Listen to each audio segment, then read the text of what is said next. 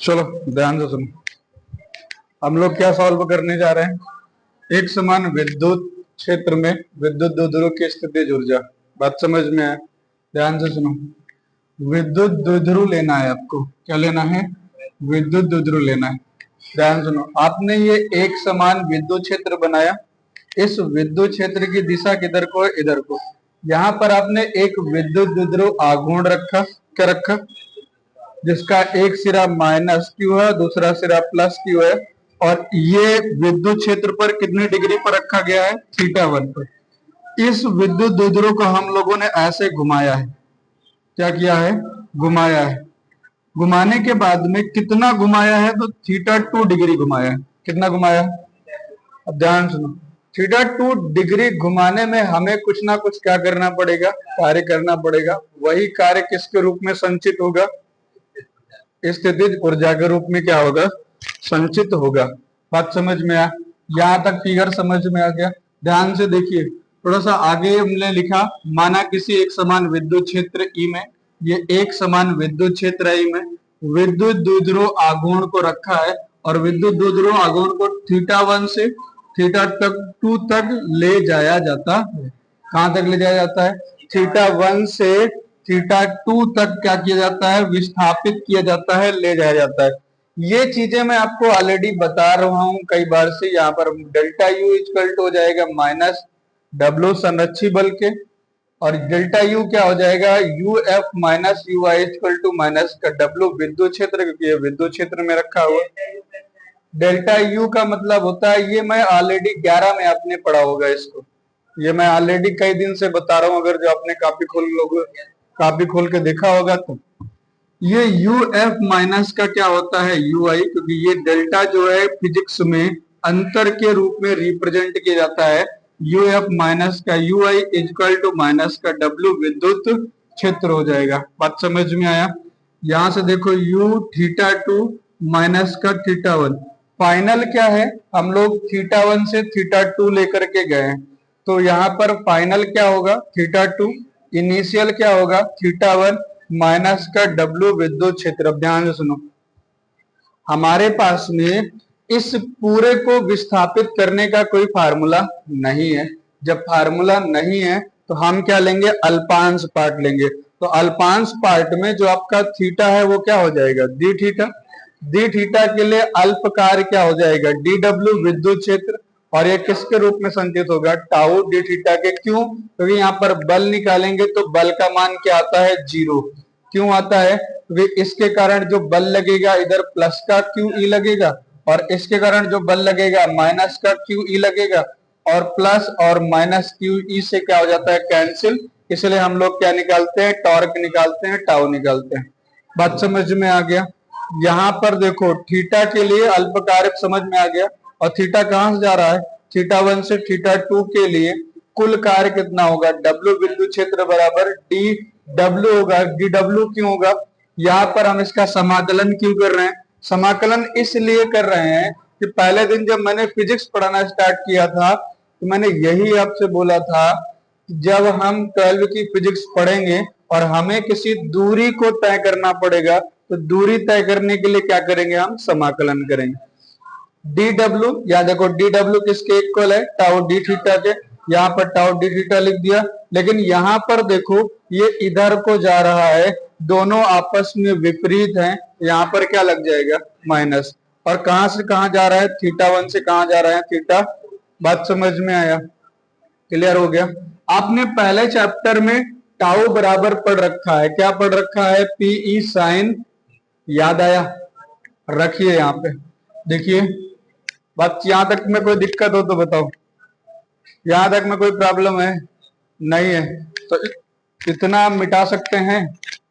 इतना मिटाएं तो फिर आगे बढ़े। चले, यहां तक बात समझ में आ गया था? बात क्लियर है? यहां तक में कोई दिक्कत? आगे देखो, वैल्यू पुट करो। माइनस का ये हो जाएगा थीटा 1, ये हो जाएगा थीटा 2, यहां हो जाएगा पी ई साइन थीटा, और आगे क्या आ जाएगा? D theta. ध्यान सुनना है, मैथमेटिक्स बचा हुआ है यहाँ से। आगे जितना भी प्रोसेस है मैथ का है तो ध्यान से सुनते जाना, हम आपको बताते जाएंगे। पहले दिन मैंने बताया था कि जिसके आगे डी लगा रहेगा समाकलन उसी का होगा, तो थीटा के आगे डी लगा तो यहाँ थीटा का होगा। ये कांस्टेंट वैल्यू है, बाहर निकल जाएगी माइनस का पीई, यहाँ बचेगा थीटा 1 थीटा 2 और यहाँ बच गया साइन थीटा डी थीटा। नहीं बात समझ में है? आ गया? ध्यान से सुनना है। क्या सुनना है? जब समाकलन आप साइन थीटा डी थीटा का करते हैं तो ये आता है माइनस का कॉस थीटा। क्या आता है? जब इसका हम समाकलन करेंगे तो क्या आएगा? माइनस का कॉस थीटा। तो देखो इधर ये हो गया आपका माइनस का पीई और यहां पर समाकलन का सिंबल हटेगा तो ये वाला हो जाएगा, यहां पर हो जाएगा माइनस का कॉस थीटा, ये हो जाएगा आपका थीटा 1 लिमिट और ये हो जाएगा आपका लिमिट थीटा 2। कोई दिक्कत है इतने में से? यहां तक में कोई प्रॉब्लम है आपको? नहीं है कोई दिक्कत? अब ध्यान से सुनो, यहां पर हो जाएगा माइनस का पीई और ये वाला माइनस क्या हो जाएगा? प्लस। नहीं समझ में आया? अब यहाँ वैल्यू रख दो, upper limit minus lower limit, theta 2 minus का कॉस थीटा 1। क्या यहां तक में आपको कोई दिक्कत है? क्या यहां तक में कोई समस्या है आपको?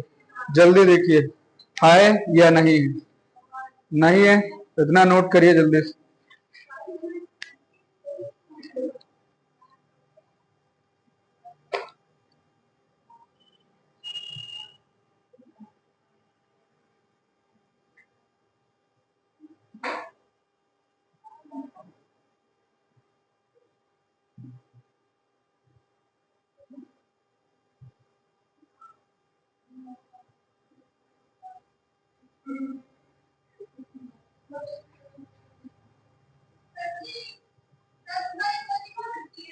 कल सुबह क्यों? कल तुम्हारे स्कूल में हाफ डे हो जाएगा तो क्या है, क्यों हाफ डे हो जाएगा? You don't know? चलो यहाँ पर देखो, आगे बढ़ा देता हूँ तो फिर बाद में नोट करना। हाँ, घर से आना पड़ेगा तो यही रुक जाना। और बच्चे कहाँ जाएंगे?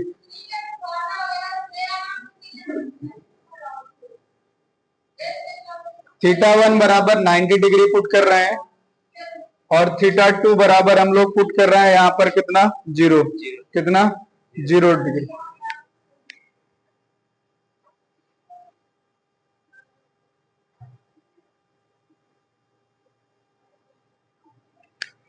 थीटा 2 मुझे पुट करना है ना, थीटा 2 में पुट कर रहा हूँ थीटा। क्या पुट कर रहा हूँ? थीटा। ध्यान सुनो, अब आगे देखो, यहां पर क्या हो गया था?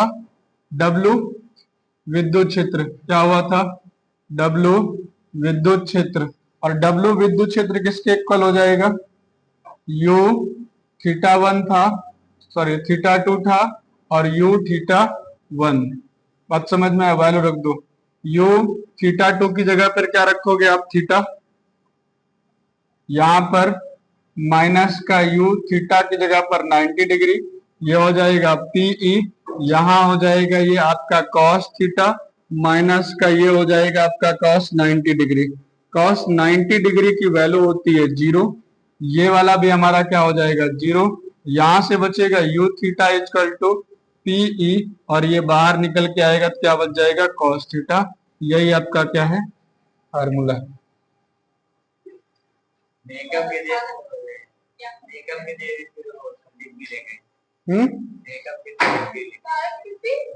बात समझ में आ गया है? कोई दिक्कत यहां तक में नहीं है? नोट कर लीजिए। वो तुम्हारे अंदर ताकत बची होगी तब तो खुलेगा वो।